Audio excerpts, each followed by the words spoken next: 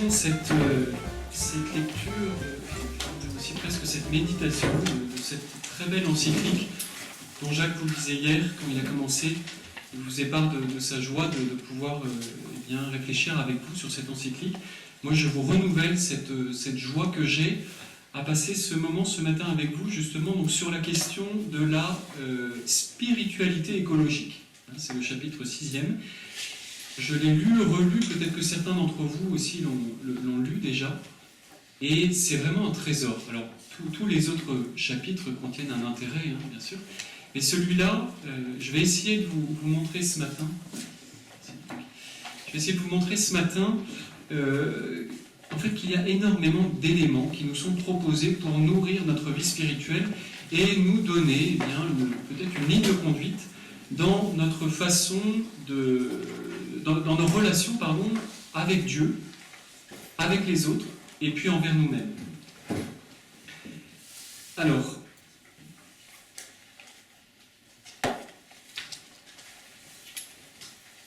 donc j'ai fait un petit plan, quelques points, j'ai rassemblé quelques points pour présenter un petit peu, pour rentrer justement dans ce chapitre sur la conversion et la spiritualité écologique.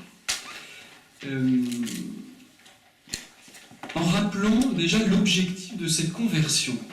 C'est important dans notre vie d'avoir une finalité, d'identifier ce vers quoi nous allons.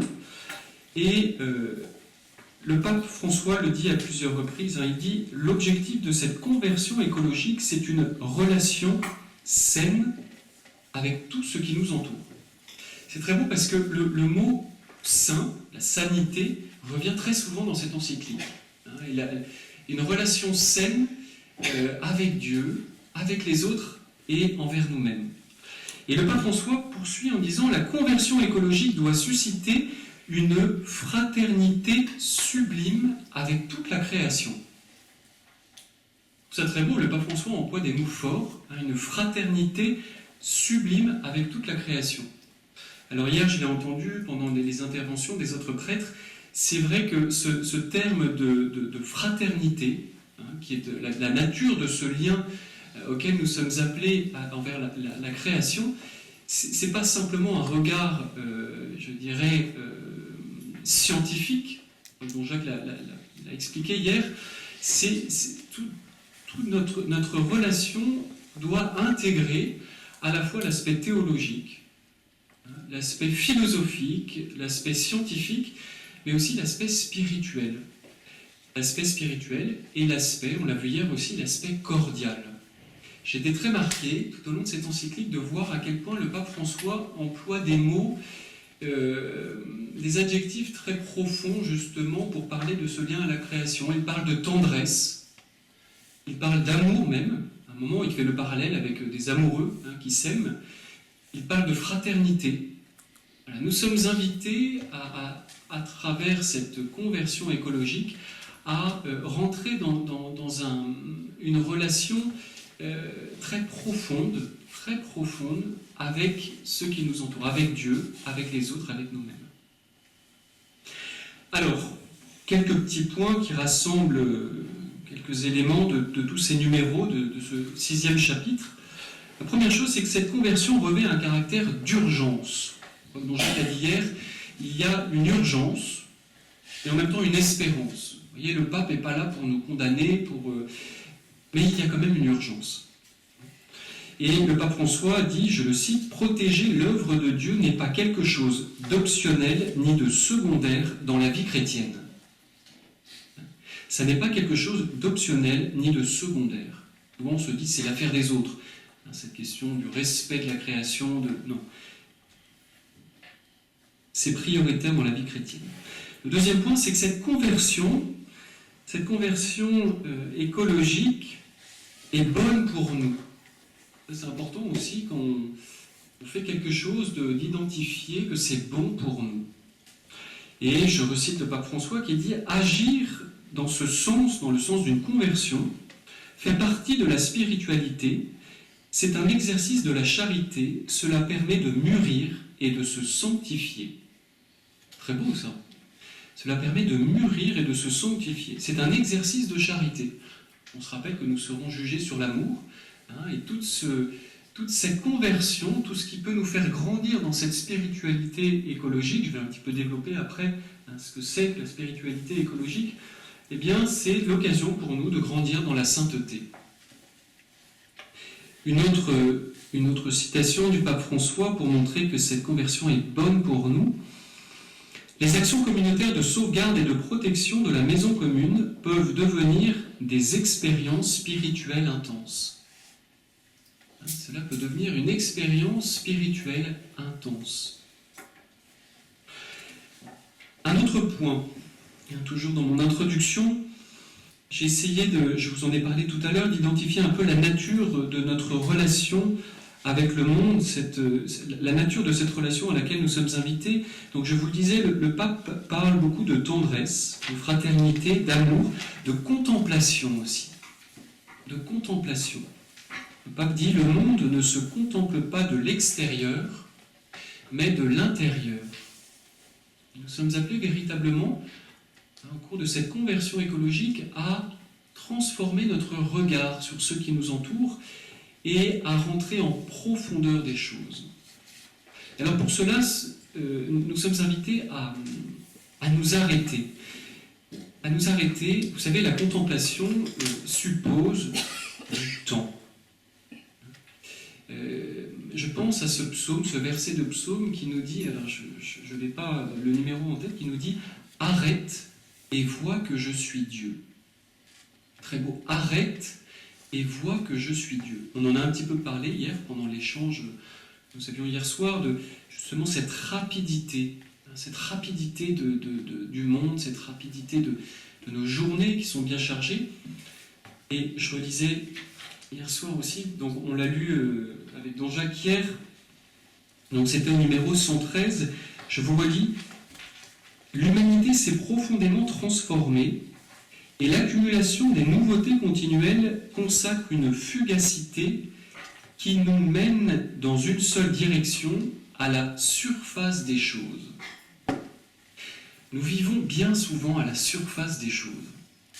Et le pape continue, on l'a lu hier, mais ça m'a marqué cette phrase, « Il devient difficile de nous arrêter pour retrouver la profondeur de la vie. » Voilà. Il nous devient difficile de nous arrêter pour retrouver la profondeur de la vie. Et justement, tout l'objectif de cette conversion justement écologique, c'est de s'arrêter, de contempler la création.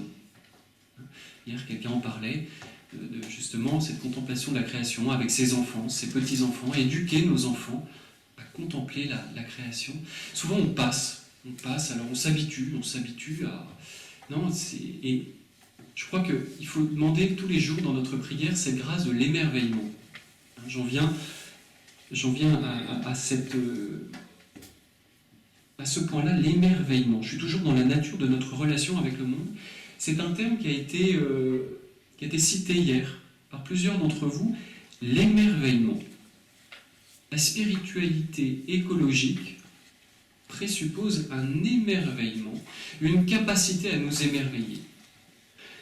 Ça m'avait beaucoup marqué quand j'avais lu l'encyclique de Jean-Paul II, qui s'appelait Fides et Ratio. Jean-Paul II a tout un passage sur l'émerveillement. Et il dit, notre monde a perdu la capacité de s'émerveiller. Nous ne savons plus nous émerveiller, nous sommes blasés. En fait, on a tout de suite. Donc tout nous semble indu. Nous ne savons plus nous émerveiller. Je vous cite donc cette encyclique de Jean-Paul II, donc Fides et Ratio, foi et raison. Il dit « Les connaissances fondamentales découlent de l'émerveillement suscité en l'homme par la contemplation de la création. L'être humain est frappé d'admiration en découvrant qu'il est inséré dans le monde, en relation avec d'autres êtres semblables à lui dont il partage la destinée. Sans émerveillement, l'homme tomberait dans la répétitivité et peu à peu, il deviendrait incapable d'une existence vraiment personnelle. » Ça, c'est Jean-Paul II. Et Et le pape Benoît aussi, Benoît XVI, en a beaucoup parlé, d'émerveillement. C'est un mot que j'aime bien. Et ça m'avait marqué de voir que dans des audiences, je n'ai pas d'exemple en tête, là, mais le pape Benoît avait dit aussi, retrouvons cette capacité de nous émerveiller, comme des enfants. Un autre point, toujours dans ma longue introduction, c'est que cette conversion écologique part d'une rencontre personnelle avec Jésus. Ça, le pape le dit, il dit on ne peut pas parler de spiritualité écologique si on n'a pas rencontré Jésus. La spiritualité écologique, ce n'est pas du bricolage, ce n'est pas des petites choses qu'on va essayer de faire, même si on va s'engager, on va essayer de les faire, mais à la base de cette conversion, grandir dans la spiritualité écologique présuppose une rencontre personnelle avec Jésus. Et alors, Pape François dit, ce que nous enseigne l'Évangile a des conséquences sur notre façon de penser, de sentir et de vivre. Dans son encyclique Lumen Fidei, donc la lumière de la foi, que le pape François a écrit avec le pape Benoît, il y a quelque chose qui m'a marqué, j'avais fait une petite intervention d'ailleurs ici là-dessus, c'est tout au long de cette encyclique, le pape François, Benoît, les deux, disent le contact avec Jésus doit nous transformer. Le mot transformation apparaît, je ne sais plus combien de fois, j'avais recensé ça dans l'encyclique, mais cette rencontre personnelle avec Jésus doit transformer des choses en nous, dans notre façon de nous comporter avec les autres, avec nous-mêmes aussi. Donc ça c'est important. Cette conversion écologique part d'une rencontre personnelle avec Jésus. Le pape François dit « La conversion écologique implique de laisser jaillir toutes les conséquences d'une rencontre avec Jésus sur les relations avec le monde. » Donc c'est explicite. Et je vous parlais tout à l'heure de l'encyclique Lumen Fidei. Je la cite, c'est une petite phrase. « La foi regarde non seulement vers Jésus, mais regarde du point de vue de Jésus avec ses yeux. » Nous regardons avec le regard, avec les yeux de Jésus. Et le pape François continue, elle est une participation à sa façon de voir. La foi regarde non seulement vers Jésus, mais regarde du point de Jésus avec ses yeux. Elle est une participation à sa façon de voir. Ça, c'est l'encyclique du pape Lumen Fidei, pardon. Alors, à propos de ce regard de Jésus sur la création, je vous ai photocopié, vous avez tous la feuille. Donc, alors on peut peut-être relire juste le premier numéro. Vous l'avez tous sous les yeux. Alors, cette partie-là, le regard de Jésus sur la création, elle n'est pas dans le chapitre 6 sur la spiritualité écologique. Mais je trouve que c'était une façon, on peut légitimement, à mon avis, la raccrocher à justement la conversion et la spiritualité écologique. Dans le dialogue avec ses disciples, Jésus les invite à reconnaître la relation paternelle que Dieu a avec toutes ses créatures. Il leur rappelle avec une émouvante tendresse comment chacune des créatures est importante aux yeux de Dieu. C'est beau, une émouvante tendresse. C'est pas de la mièvrerie où Jésus est profondément touché par cette beauté de la création. Jésus regarde. Dans les évangiles, d'ailleurs, on nous dit souvent, Jésus s'arrête et regarde. Il invite ses disciples à regarder la création. Et à partir de ça, effectivement, il en tire des implications spirituelles. Il y a beaucoup de paraboles, d'ailleurs, qui sont enracinées dans la création. Jésus va partir de la création pour donner un message spirituel. Le numéro 97, le Seigneur invite les autres à être attentifs à la beauté qu'il y a dans le monde. Jésus est lui-même en contact permanent avec la nature. Je trouve ça très beau, ça. Jésus est en contact permanent avec la nature. Tout a été créé par lui. Jésus aime la nature. Jésus s'émerveille devant la nature. On dit d'ailleurs que Jésus s'émerveille devant la création. Le numéro 100, je ne vais pas tous les relire parce que vous pourrez les relire tranquillement. Le Nouveau Testament parle de Jésus terrestre et de sa relation si concrète et si aimable avec le monde. Voilà, Jésus a contemplé avec émerveillement les fleurs des champs et les oiseaux. Ils sont maintenant remplis de sa présence lumineuse. Je développerai un petit peu après. Et voilà, j'étais dans ce point, le regard de Jésus sur la création. Un autre point est important aussi, dans ce chapitre qui est développé par le pape, ce sont les obstacles à la conversion écologique. À la conversion en général, ça demande un engagement, ça demande un effort. Et le pape nous invite à faire cet effort de nous convertir, de purifier notre relation avec Dieu, avec les autres et avec nous-mêmes, je le développerai plus après. Mais il nous dit bien souvent, nous ne voulons pas nous convertir. Alors il cite les obstacles, je les ai rassemblés. Il dit, par rapport à cette conversion, on peut être dans le mépris. C'est un mot fort, il dit non. Un mépris de cette conversion, c'est pas pour moi. La passivité, l'incohérence, le manque d'intérêt. Ça ne m'intéresse pas du tout cette histoire. C'est pour les autres. La négation du problème. Non, tout va bien, pas de problème. L'indifférence ou la résignation facile. Voilà, ça, ce sont des mots qui sont dans le numéro de ce chapitre sur la conversion.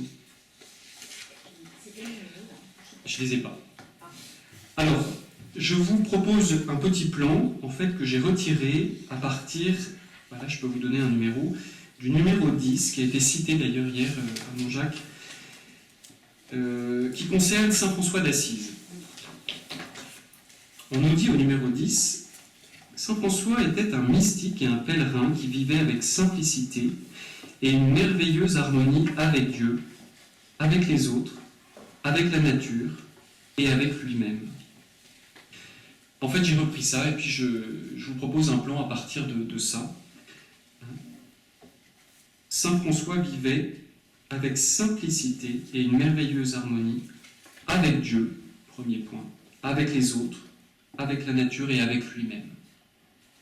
En fait, la spiritualité écologique, elle va toucher toutes nos relations, toutes les relations que nous entretenons avec le monde, avec Dieu, dans notre prière, avec les autres, dans notre relation avec les autres. Et là, il y a des numéros, je m'attarderai davantage sur ces numéros qui sont absolument merveilleux, sur notre façon.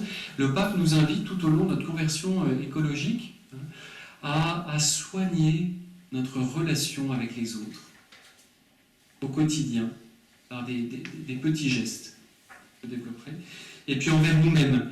On l'a un petit peu abordé hier soir, en particulier avec la relation au corps. Quelqu'un en a parlé, et le pape François a un numéro, je vous lirai, qui traite justement de cette relation avec notre corps. Alors, le premier point, c'est la relation à Dieu. Cette spiritualité nous invite à purifier, avec la grâce, bien sûr, parce qu'en fait, c'est toujours Dieu qui nous donne les moyens de nous convertir, eh bien, à purifier notre regard sur Dieu. Et en particulier, sur Dieu présent dans la création. Alors, il y a un numéro qui traite justement de la Trinité. En fait, le pape François nous invite à redécouvrir dans la création cette présence trinitaire de Dieu. En fait, il montre que chacune des personnes, selon sa mission, ses propriétés, eh bien, les personnes de la Trinité, a une mission, une présence particulière au cœur de la création. Alors, il dit, le Père est l'ultime source de tout, fondement, aimant et communicatif de tout ce qui existe. Le Fils reflète le Père, tout a été créé par lui. Et il s'est uni à la terre par son incarnation. Fils de Dieu, Dieu a touché le monde.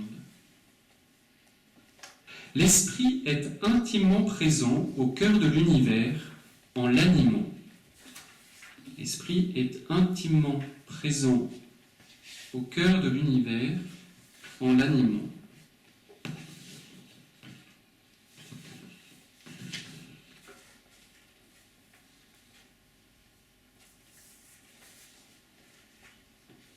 Et le pape François, au numéro 221, nous dit « Il faut avoir conscience que chaque créature reflète quelque chose de Dieu et a un message à nous enseigner.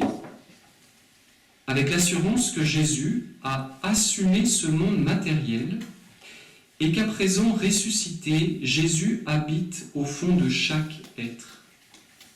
Jésus entoure chaque être de son affection comme en le pénétrant de sa lumière. » C'est très beau ça, quand nous regardons la création, quand nous regardons aussi notre prochain, il faut nous dire, avec un regard de foi, justement, que Dieu est présent. Dieu est présent. Mais le pape François insiste beaucoup, justement, il le développe dans les numéros, sur cet aspect trinitaire, cette présence trinitaire au cœur de la création. Voilà, je ne vais pas trop m'attarder parce qu'en fait le temps passe et puis je voudrais vraiment développer cette spiritualité écologique concernant justement nos relations les uns envers les autres. Alors, en ce qui concerne Dieu, vous avez des numéros, je ne sais pas si dans Martin on a parlé hier, parce que j'étais pas là malheureusement, mais de l'Eucharistie. Non, c'est tout à l'heure. Non, c'est tout à l'heure, alors je ne vais pas trop en parler.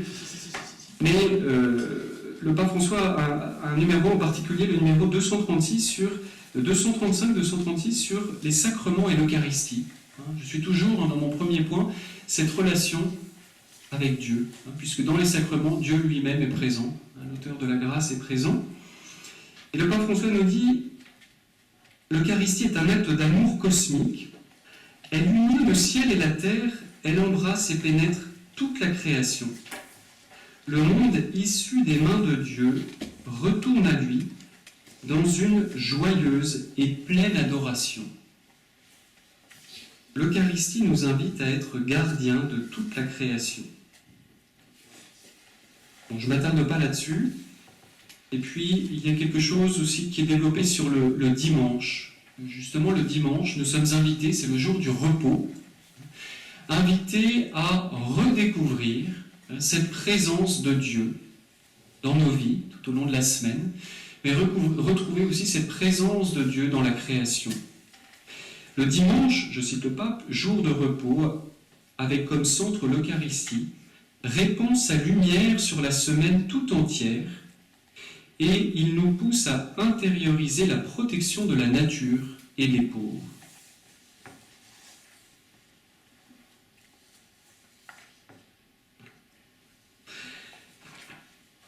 Je m'arrête là. Je vous invite à relire ces numéros, il faut les lire et les relire pour s'en imprégner. Mais je voudrais avancer. Le deuxième point, c'est la relation aux autres.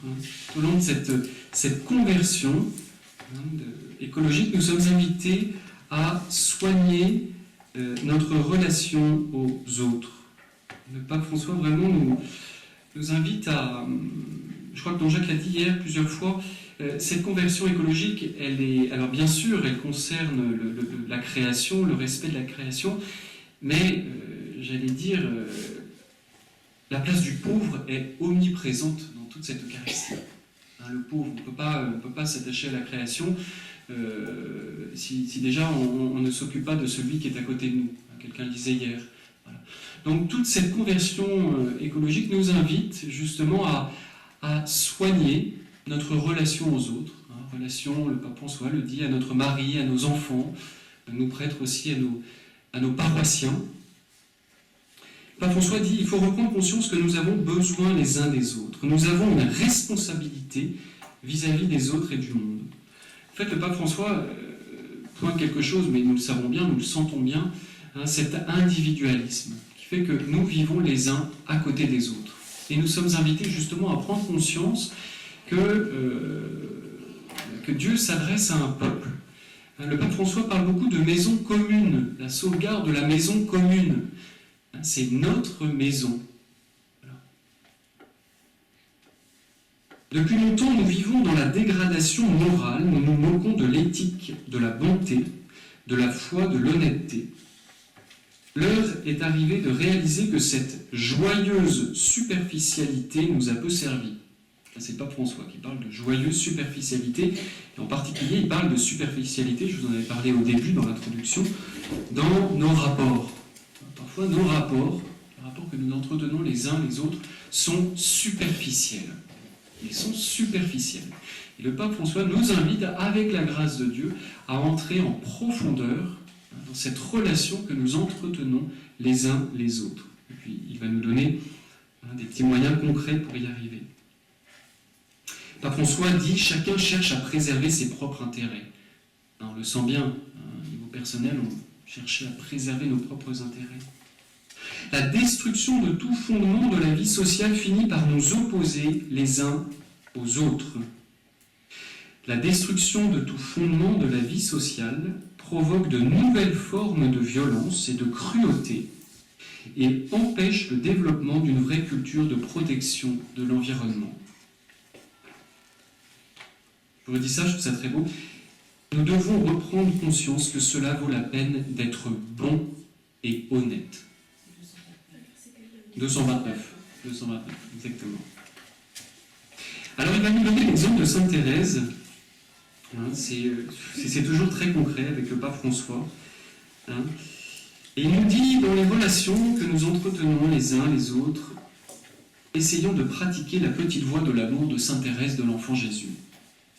Il dit, ne perdons pas l'occasion d'un mot aimable, d'un sourire, de n'importe quel petit geste qui sème la paix et l'amitié. Je trouve ça très beau. On en parlait hier pendant notre discussion. On se disait, c'est vrai qu'il faut avoir de grands idéaux. C'est important dans la vie d'avoir des grands idéaux qui fixent un petit peu le cap. Mais après, il faut concrétiser, les enraciner dans le quotidien.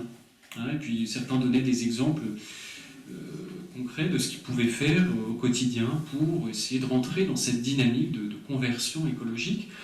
Mais le Pape François dit, cette conversion, cette spiritualité écologique, elle s'enracine dans des petites choses.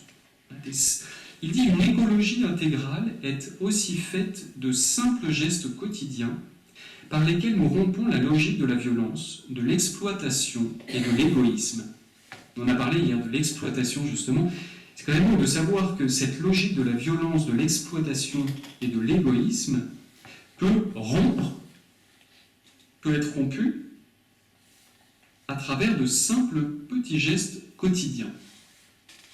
Alors très concrètement, qu'est-ce que c'est ? C'est la façon de dire bonjour le matin, la façon de sourire, la façon de remercier. Tout ça, ça contribue justement au sein d'une famille, au sein d'un ménage, au sein d'une communauté chrétienne ou autre d'ailleurs. Eh bien, à travers ces petites choses, nous pouvons rompre cette logique de violence. Ça très bien, un mot aimable, un sourire. Et tout ça sème la paix et l'amitié. Et il suffit de pas grand-chose, et parfois ces petites choses sont contagieuses. Dans une famille, il suffit d'un qui rentre dans cette dynamique, ça entraîne tout le monde.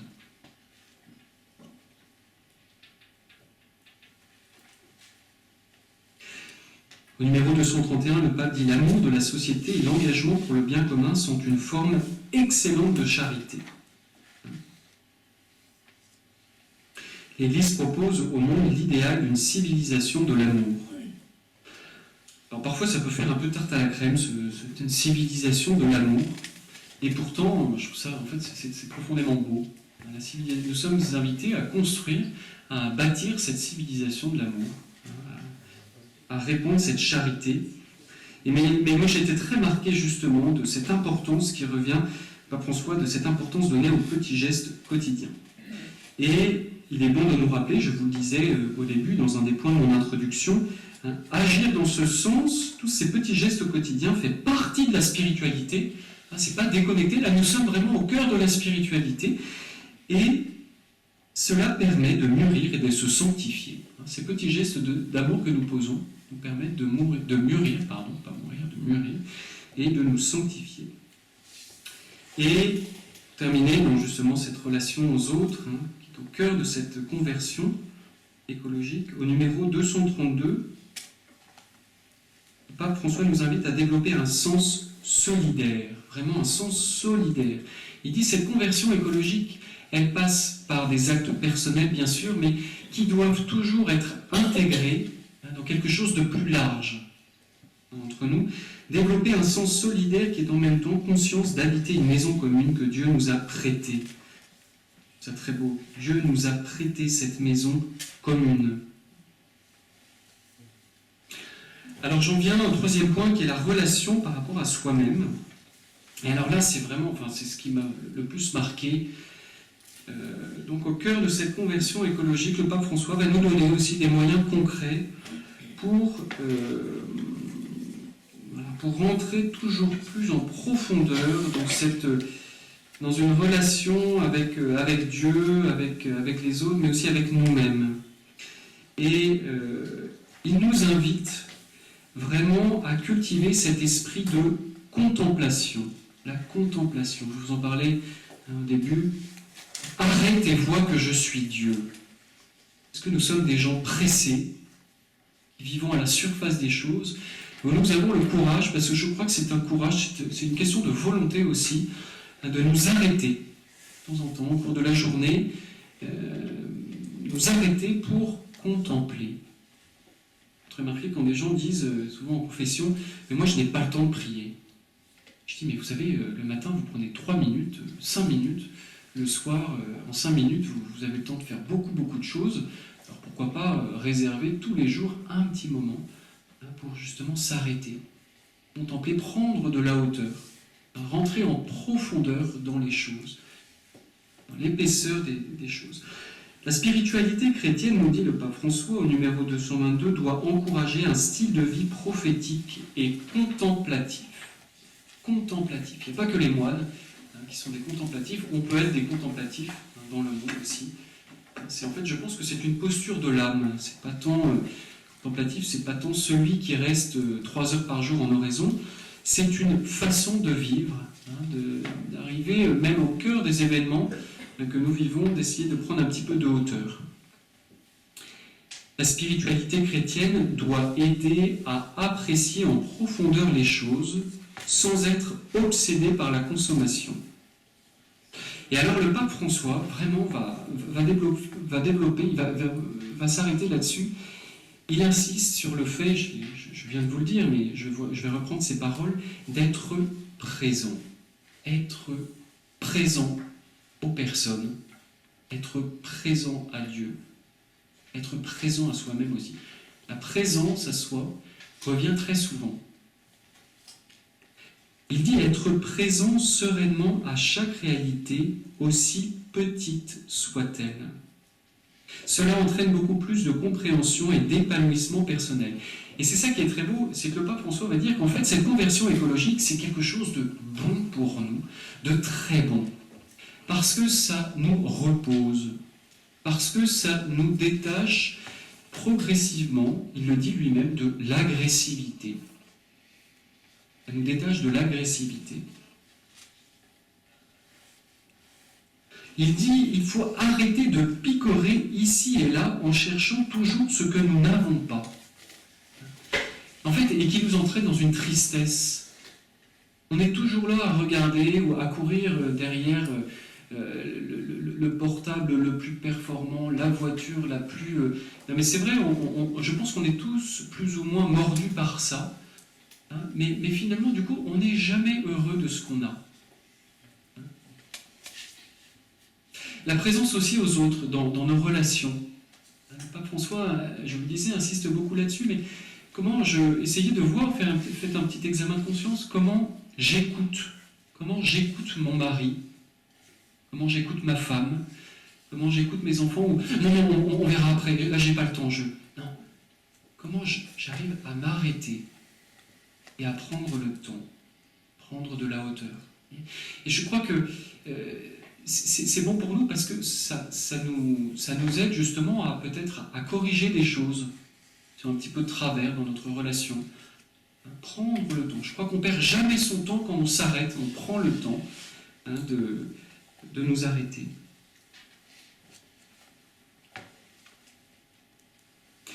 Le pape François aussi va beaucoup parler du fait, dans notre vie personnelle, de nous contenter de ce que nous avons. Et il va employer 2 mots. Il va décrire assez longuement deux vertus qui sont au cœur de cette conversion écologique, de cette spiritualité écologique, c'est l'humilité et la sobriété. L'humilité et la sobriété. Il dit la spiritualité chrétienne propose une croissance par la sobriété et une capacité de jouir avec peu. Il dit nous voulons tout, une espèce de boulimie de tout. Je vous donnais des exemples tout à l'heure, mais il dit apprenons à revenir à une simplicité. Soyons simples, sachons nous contenter déjà de ce que nous avons. Ça m'a fait sourire hier parce que quelqu'un donnait l'exemple de, je sais pas quoi, on disait que les objets étaient construits aujourd'hui de façon à être, au bout de 10 ans, mis à la poubelle. 2 ans. Voilà, 2 ans. Et puis, moi je pensais à mes grands-parents, un grand-père qui soignait vraiment ce qu'il avait, c'était à mon avis une autre génération, mais qui avait des choses qui étaient increvables. Et combien de fois j'avais un grand-père qui était très attaché à son grille-pain, pourquoi, mais qu'il a réparé des dizaines de fois. Et il y avait, je me dis en fait, parce que en lisant cette encyclique, je pensais à lui, je me disais, mais il était heureux de ce qu'il avait. Et puis il y avait une espèce d'émerveillement, je le revois devant son grille-pain, qui remontait, alors on pouvait le faire maintenant, je crois qu'on ne peut plus le faire. Mais voilà, c'est un petit exemple très concret qui vous montre que il faut demander, je pense, cette grâce de savoir nous émerveiller et puis nous contenter de ce que nous avons. Et puis si on n'a pas le dernier modèle que notre voisin a, c'est pas bien grave. C'est pas ça l'essentiel. Apprenons déjà, je crois que c'est une grâce à demander au Seigneur, Seigneur, aidez-moi à aimer ce que j'ai, à me contenter de ce que j'ai. Ne pas nous attacher à ce que nous avons aussi, donc il parle aussi du détachement, ne pas toujours nous attacher à ce que nous avons et ne pas nous attrister de ce que nous n'avons pas,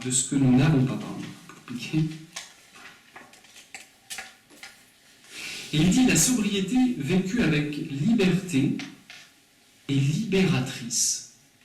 C'est libérant. C'est pas être sobre pour être sobre et pour être pauvre, une espèce de fausse pauvreté. C'est encore une fois quelque chose qui est libérant parce qu'on apprend à entretenir un lien juste avec ceux qui nous entourent. Voilà, il faut apprendre à entrer en contact avec les choses, nous dit le pape, et savoir jouir des choses les plus simples. Ainsi, nous aurons moins de besoins insatisfaits, nous serons moins fatigués et moins tourmentés. Je crois que picorer à droite et à gauche, être sans cesse insatisfait, déçu, envieux, c'est très fatigant en fait. Voilà. Donc la conversion écologique, c'est reposant. C'est reposant. Le bonheur requiert de savoir limiter certains besoins qui nous abrutissent. Cela nous rend ainsi disponibles aux multiples propriétés qu'offre la vie.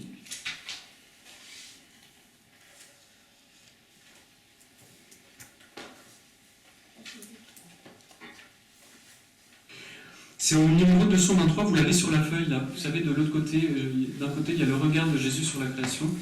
Alors je ne vais pas le relire parce qu'en fait, je vous ai donné quasiment tous les éléments.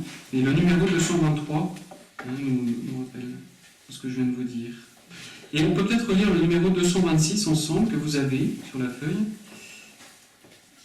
Nous parlons d'une attitude du cœur qui vit tout avec une attention sereine, qui sait être pleinement présent à quelqu'un, sans penser à ce qui vient après. Là, c'est beau ça. Nous sommes toujours dans l'après. Voilà. Là, on peut peut-être se dire, on est déjà à la messe, après, déjà au déjeuner. Non, être présent. Pas toujours avant, après. Là, on dit souvent, j'aime beaucoup cette phrase qui dit « Le passé appartient à la miséricorde de Dieu, le futur à sa providence, la grâce nous est donnée à l'instant présent. » Dieu est... Voilà, vous allez me dire bien sûr que Dieu, il est avant et après, mais la grâce nous est donnée à l'instant présent. C'est sainte Thérèse de l'Enfant Jésus qui nous dit « Seigneur, pour t'aimer, je n'ai rien qu'aujourd'hui. » C'est pas hier, c'est pas demain, même si c'était hier et puis ça sera demain. Mais voilà. qui se livre à tout moment, qui sait être pleinement présent à quelqu'un sans penser à ce qui vient après, qui se livre à tout moment comme un don divin qui doit être pleinement vécu.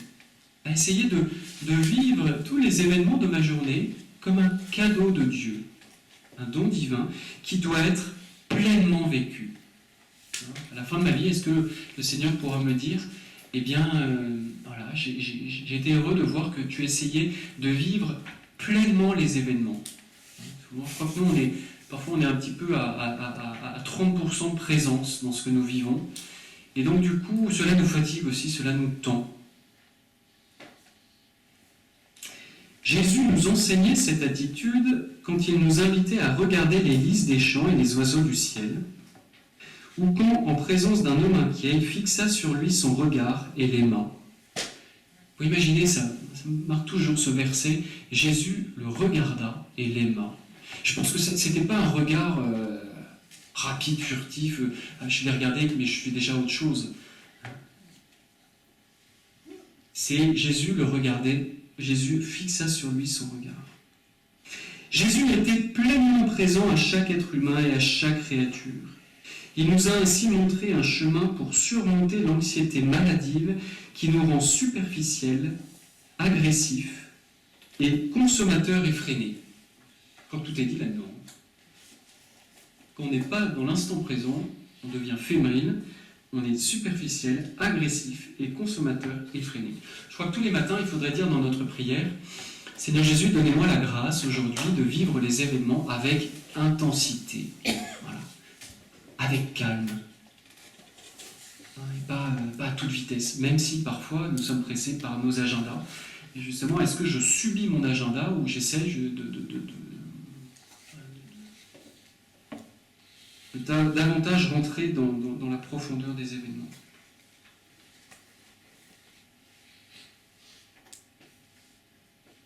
Et puis, pour continuer dans cet aspect plus personnel de cette conversion écologique, quelque chose qui m'a beaucoup marqué aussi, c'est cette dimension de paix. Je vous disais là, donc en fait, il y a un lien avec ce que je viens de dire, puisque le fait d'être pleinement présent nous détache de cette anxiété maladive, mais en fait, cette spiritualité écologique, qui est une purification de nos liens à Dieu, aux autres et envers nous-mêmes, doit nous apporter beaucoup de paix. Le pape François nous dit « goûtez cette paix », cette paix qui jaillit de cette conversion écologique. Alors cette paix, c'est à la fois le résultat de cette conversion, mais cela présuppose aussi cette conversion. Le pape François dit au numéro 225 « Grandir dans la sobriété heureuse nécessite d'être en paix avec soi-même. » Et puis il développe aussi beaucoup ce fait de savoir déjà nous aimer. Nous aimer nous-mêmes. Souvent on le dit, je ne peux pas aimer l'autre si déjà je ne suis pas capable de m'aimer moi-même. La paix est une partie intégrante de cette spiritualité. Il dit la paix, ça c'est au numéro 225 toujours, la paix intérieure est liée dans une large mesure à la préservation de l'écologie et du bien commun. Quand je sers le bien commun, à travers des petites actions, on en parlait hier, eh bien, Dieu me donne une paix. Parce que la vraie paix, c'est d'abord un don de Dieu. Je vous laisse ma paix, je vous donne ma paix. La paix se révèle dans un style de vie équilibré et dans une capacité d'admiration. On le voit bien quand on regarde un beau paysage, un lac ou je ne sais pas quoi. Eh bien, il y a une paix qui s'installe. Il y a une paix. Mais souvent, nous ne sommes même pas capables de nous arrêter pour contempler ces choses-là. Donc en fait, je crois qu'on perd beaucoup de ces expériences de paix qui sont liées justement à la contemplation de la création. Contemplation aussi de l'autre, à savoir nous émerveiller devant les qualités de notre prochain, devant les qualités de notre femme, de notre mari. Cela apporte aussi une paix, parce qu'on se détache du perpétuel jugement.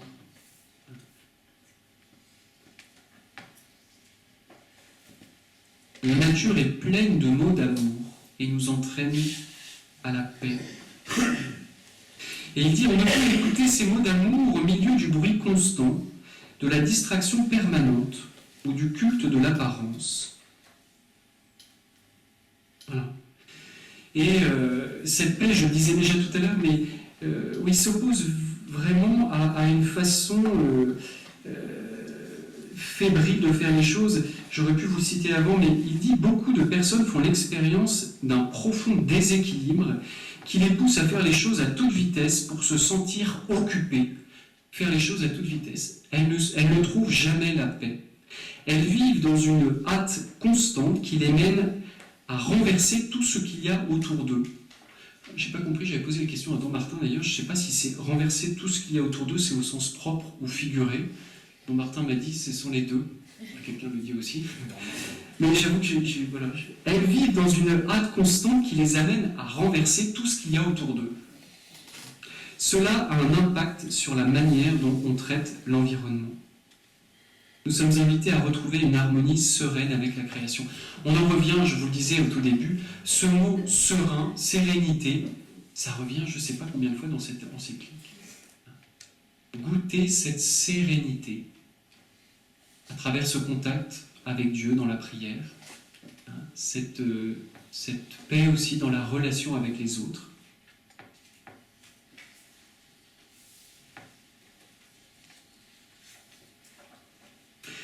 Voilà, un petit mot pour terminer ce point-là sur la relation à soi-même, sur cette paix. À mon avis, je crois qu'il faut la demander par l'intercession de saint François d'Assise. Je vous le citais au début. On nous disait qu'il vivait avec une simplicité merveilleuse. Il était en paix avec lui-même. Je crois qu'il faut demander, Seigneur Jésus, donnez-moi par l'intercession de saint François d'Assise ce don de la paix. Ce don de la paix. Alors, le pape François nous parle de la relation au corps. Très beau, c'est au numéro 155. Au cœur de cette conversion, nous sommes appelés à reposer un regard juste sur notre corps. C'est numéro 155. Comment je reçois mon corps? Comment je traite mon corps? Mon corps n'est pas un ennemi, même si... On parlait hier, je crois, parfois on a l'impression de traîner son corps comme un poulet, quand on est fatigué. François nous dit qu'il faut apprendre vraiment à redécouvrir la beauté du corps. Il dit, donc je suis au numéro 155, il faut reconnaître que notre propre corps nous met en relation directe avec l'environnement et avec les autres êtres vivants. On n'est pas complètement désincarné. Notre religion est une religion de l'incarnation. Nous rentrons en contact avec les autres, à travers notre corps, à travers notre pensée aussi, notre parole et notre corps. L'acceptation de son propre corps comme don de Dieu est nécessaire pour accueillir et pour accepter le monde tout entier comme don du Père et maison commune. Donc, je peux accueillir et accepter le monde tout entier comme don du Père, si déjà j'accepte mon corps. C'est un présupposé, j'accepte d'abord mon corps comme don de Dieu. Et ensuite, je serai capable d'accepter le monde tout entier comme don du Père. Apprendre à recevoir son propre corps, à en prendre soin et à en respecter les significations est essentiel pour une vraie écologie humaine. La valorisation de son propre corps dans sa féminité ou dans sa masculinité, ça déplairait à certains aujourd'hui, est aussi nécessaire pour pouvoir se reconnaître soi-même dans la rencontre avec celui qui est différent. De cette manière, il est possible d'accepter joyeusement le don spécifique de l'autre, homme ou femme, œuvre du Dieu créateur, et de s'enrichir réciproquement. Voilà, je continue, mais voilà. Accepter son propre corps, le valoriser, en prendre soin, le respecter. Et je crois qu'on parlait hier de l'éducation des enfants. Vous savez, en disant qu'en fait, il y a des bons et des mauvais plis qui se prennent très jeunes. Je crois que c'est vraiment aux parents d'apprendre à leurs enfants à poser un regard d'émerveillement sur le corps. Souvent, les enfants entendent à l'école des choses pas possibles sur le... Non, il y a une beauté du corps. Mais la dernière phrase de ce paragraphe... Oui, mais je vous laisse la lire. Voilà. Alors pour terminer, J'ai essayé de vous montrer que justement que cette conversion écologique, dont l'objectif est une fraternité sublime avec toute la création, donc c'est quand même exigeant, c'est pas petit ce que nous demande le pape, c'est pas quelque chose, l'objectif est beau, l'objectif est grand, mais cela demande un engagement au quotidien, dans notre façon d'agir, dans notre façon de nous comporter par rapport aux événements, par rapport aux autres, en nous rappelant que c'est très important, je vous le disais dans l'introduction, que tout cela, toute cette dynamique est issue d'une rencontre personnelle avec Jésus. Donc en fait, tout ça, toutes ces bonnes choses à demander au cœur de cette conversion, eh bien, il faut les demander d'abord à Jésus. C'est la grâce, Jésus nous donne la grâce justement de nous convertir. Il n'y a pas de véritable conversion sans la présence de Jésus, sans l'aide de la grâce. À la base de cette conversion, il y a un émerveillement que nous devons entretenir au quotidien, un émerveillement. Et alors, je termine là-dessus, le pape François, parce que c'est déjà presque une heure, le pape François nous parle, c'est au numéro 227, de quelque chose de très concret, il parle du bénédicité. Voilà, je voudrais terminer là-dessus parce que c'est très beau. Je ne sais pas, peut-être que certains d'entre vous le font en famille. Le bénédicité. Le pape François il nous dit « Il est bon de s'arrêter pour rendre grâce à Dieu avant et après les repas. Il est bon de renouer cette attitude et de la vivre en profondeur. » Je crois que parfois on fait bénédicité un petit peu vite, on est pressé de déjeuner ou de dîner. Et de nous arrêter au cours de ce bénédicité et de nous émerveiller devant ces fruits de la création, devant ce travail de l'homme, devant ce don de Dieu. Cela nous rappelle aussi, c'est drôle, j'en parlais avec une sœur cet été qui me disait, qui a pas mal d'enfants, qui me disait, à chaque fois je me rappelle, quand on fait bénédicité en famille, que des enfants dans le monde entier meurent de faim et n'ont pas de quoi manger. Et parfois, moi le premier, on peut faire cette expérience du gâchis. On jette un peu vite les choses, parfois aussi même au sanctuaire, on a les cuisiniers qui se plaignent de certains groupes qui renvoient les plats. Je suis mal passé pour en parler, parce que je suis un peu difficile là-dessus, mais je crois que cette conversion écologique nous invite aussi à ajuster notre regard, notre façon de nous comporter par rapport à la nourriture. Comment je traite la nourriture, comment je m'émerveille devant la nourriture, comment je prie aussi, j'intercède pour tous ceux qui dans le monde entier n'ont pas cette possibilité de s'alimenter quotidiennement, de boire aussi, le pape François en parle, tous ces gens qui meurent de soif, il y a des gens aujourd'hui dans le monde qui meurent de soif. Alors nous, voilà, on va boire à côté. Le bénédicité nous rappelle notre dépendance de Dieu pour la vie. Il fortifie notre sentiment de gratitude pour les dons de la création, je vous disais. Il reconnaît ceux qui fournissent ces biens par leur travail et il renforce la solidarité avec ceux qui sont le plus dans le besoin. Voilà. Eh bien, je vais m'arrêter là. Est-ce que vous avez des questions, réactions par rapport à ce que je viens de dire ? Moi, je vous invite vraiment à les relire, à toute l'encyclique, mais ces numéros sont très profonds et la première fois que j'avais lu, on se dit finalement, pardon de dire ça, mais ce sont un petit peu des banalités, on le voit, il n'a rien inventé le pape. Et en fait, vraiment, quand on s'arrête un petit peu comme on a fait hier en lisant le texte avec Don Jacques, on se rend compte qu'il y a plein de choses qui nous sont données. Et ça vaut le coup de les ruminer. Cette encyclique est véritablement un trésor. Je crois que il ne faut pas passer trop vite là-dessus, c'est revenir. Questions, réactions ? Oui, madame Sylvie. Moi, je suis frappée par la puissance des verbes.